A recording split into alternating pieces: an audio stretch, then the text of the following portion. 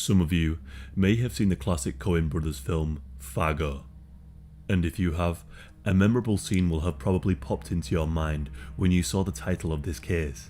Well, that scene wasn't just the imagination of a writer. It was actually inspired by true events. And this is the event that is believed to have inspired that scene. This case takes place in Newtown, Connecticut on the 19th of November, 1986. Helle was a 39-year-old woman who worked as a flight attendant and lived in Connecticut. She was from Denmark but settled in the United States. She was married to a man named Richard Kraft. Richard was a commercial airline pilot, and the couple met sometime back in 1969. Helle was training to start her career as a flight attendant, and Richard was training to become a pilot. They married and moved to Newtown, Connecticut in 1979, and went on to have 3 children, named Andrew, Thomas, and Christina. Richard earned a rather large salary from being a pilot, roughly around $120,000 per year, which was more than enough to fully support the family on his entire paycheck. But despite earning a lot of money, he also worked part-time as a police officer too. And according to those that knew him, he had a strange fascination with his role as an officer. Even when he was off duty, he sometimes responded to police calls without the authorization to do so.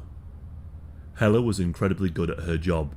She was good with people and could speak 4 languages fluently. But the main reason why she still worked was because Richard was known to be incredibly tight with his money.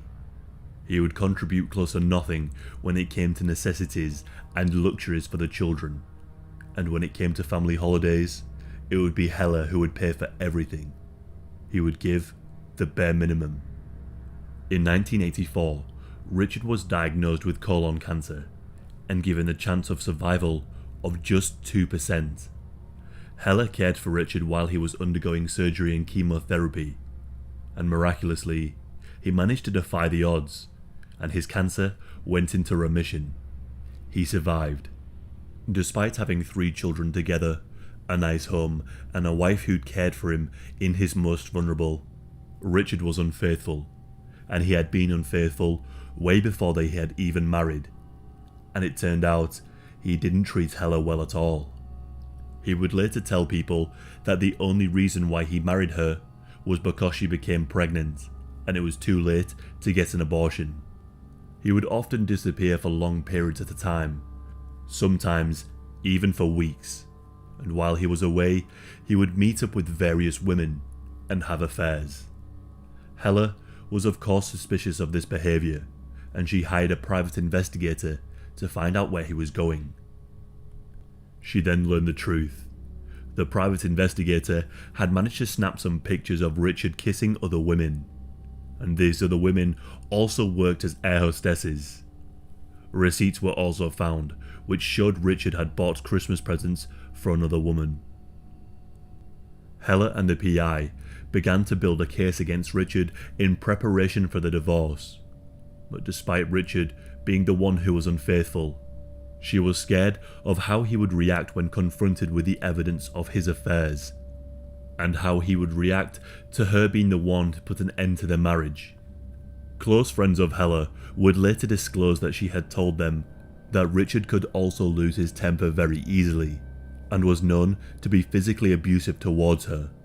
Over the time of the marriage, she became increasingly wary of Richard, to the point that she made an effort to tell her close friends that she had no plans to leave, and if she was ever to disappear, it wouldn't be an accident.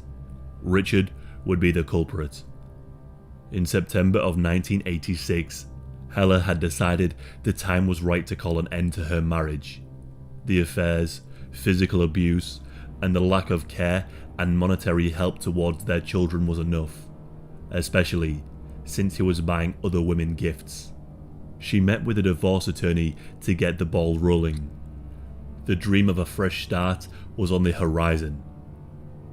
On the 18th of November, 1986, Helle was working on a long flight from Germany to Connecticut. She had conversed with her colleagues about her life-changing decision. She had two concerns: keeping her job to raise her children as a single parent, and that Richard might be able to track her down and find her, as at one point he had worked on secret missions in the CIA. But after careful consideration, her colleague said by the end of the flight, she seemed confident that she had made the right decision. A violent storm was brewing, and snow began to build as the plane touched down in Connecticut. Helle was heading home. Her friends were giving her a lift back in the car. As they pulled up, Helle let out a sigh, thanked her colleagues for the lift, left the car, and walked towards her home. Upon entering, it's believed that she told Richard of her plans to leave. As the sun began to rise in the early morning of the 19th of September, Richard had woken up the children and their live-in nanny. The power had gone out due to the storm, so he took them to his sister's house. And when he dropped them off, the children looked up to him and asked where their mother was. Richard assured his children that she would be with them shortly, but she never came. Helle didn't make it to work on her next shift, and her colleagues became very suspicious, as they knew she was desperate to keep her job to provide for her 3 children. And they also recalled those chilling words she had previously spoken: "If I go missing, it's not an accident." Helle's colleagues asked Richard where she was, and he gave several accounts regarding the whereabouts of her to different people. At first, he said that he was unsure of where she was. Then, he said that she was visiting Denmark to see her mother who was ill.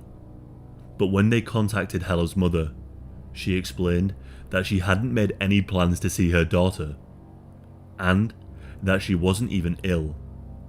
Richard then changed his story again, stating that she was in the Canary Islands visiting a friend of hers. All of Helle's friends were in contact with one another, and they compared stories that Richard had told them. Once realizing that he had told various stories to different people, they contacted the private investigator that Helle had previously hired in hopes to find out what had happened to her. The PI spoke to the nanny of the Kraft household, and he asked her if she had noticed anything strange in the house. She told him that shortly after Helle had disappeared, she said that there appeared to be a dark stain on the carpet, which then led to those stained parts of the carpet being pulled up. She also said that Richard had bought a freezer and then it had vanished. When the nanny asked where Helle was, Richard just told her that he was unsure. The PI was positive that there was foul play involved. In the 2 weeks that Helle had disappeared, Richard never reported her missing. The police were now involved, and the forensics team began to investigate. Clues were found in the home that pointed to Richard potentially being the one to blame for her disappearance. In addition to the carpet that had been cut and pulled up, there was also blood marks on the side of the couple's bed, and a few small bloodstains in their room. They then made some chilling discoveries. Just days after the disappearance, Richard had redecorated the room. He had bought new bed sheets and a new duvet. But not only that, Richard had also bought a chainsaw and a freezer, which was now missing. And even more disturbingly, there was a $279 receipt found for the rental of a diesel-powered wood chipper, as well as a U-Haul truck. Even after Helle had disappeared, Richard continued with the affairs he was having. A snowplow driver then came forward with information that would help solve the case. He told the police that he had seen someone that matched Richard's description parked at the side of a road with a wood chipper at around 3 in the morning. This was around the time that Helle had disappeared. Once the police got this lead, they quickly dispersed a team to investigate the scene. Once there, they found clumps of freshly scattered wood chips, and among those wood chips, they found a human thumb a fingertip with a nail still attached, a toe, bone fragments, a piece of jawbone, teeth, and over 2,000 strands of blonde hair, along with chunks of human tissue and women's underwear. An expert determined that the bone fragments belonged to a human, and a forensics expert was able to identify a crowned tooth that belonged to Helle. Divers then searched a nearby river, and there they found pieces of a chainsaw that had the serial number filed off, and intertwined in the teeth of the saw were hairs that matched those found under the wood chips. And inside the U-Haul van that Richard had rented, they found a clump of material that tested positive for human blood. Their evidence was of course pointing to Richard, and it was pretty much concrete, but it also became very clear that her body would not be found. So, the investigators had to theorize what exactly could have happened to Helle. They came to believe that Richard killed Helle in their bedroom after she told him she was leaving. The theory is that after she told him, he became enraged, picked up a police flashlight that belonged to him, and repeatedly struck her on the head. Hence, the blood in the bedroom and the carpet being ripped and pulled up. He then placed her dead body into a freezer that he had bought. Once the body was completely frozen, he drove out to where the bone fragments were found, revved up the chainsaw, and began to hack her body apart. Then, he picked up the pieces of the woman that he had raised children with and threw them into the wood chipper, dumping the remains into the lake, along with the items he had used to commit the crime. The police were now confident that Richard was the one who killed Helle, but Connecticut law in the 80s was a little bit different. They required a known cause of death for a murder case to go ahead, and without a physical body intact, this would be impossible. The best the investigators had was a theory of what happened that night. If there was no body, there would potentially be no case. Well, that's what Richard thought. He firmly believed that he had committed the perfect crime by destroying the body. But what Richard didn't anticipate is that the police would find the crowned tooth, and that the dental records would be enough to identify the tooth to be that of Helle's. He also didn't expect that the police would go through the effort of finding the chainsaw at the bottom of the lake and linking it back to him. On the 13th of January 1987, Helle was confirmed to be dead, and on that very same day, the police arrested Richard. When they went to his home, they ordered Richard to get out of his house, but Richard responded with a rather strange reply. He said, "I'm tired, I'll take care of it in the morning." The police then got into Richard's house and dragged him out, and he was held on a bail of $750,000. The murder trial began in May of 1988. The police got the help of an expert forensic investigator who created a test. A pig's carcass was fed through the wood chipper, and the remains were examined. The pig's body was chewed up in an incredibly similar way to the remains found of Helle, leading the team to further believe that Richard had attempted to get rid of her body using the wood chipper that he had rented. During the trial, the evidence mounted up against Richard, and despite it all, he still proclaimed his innocence and stuck to his defense.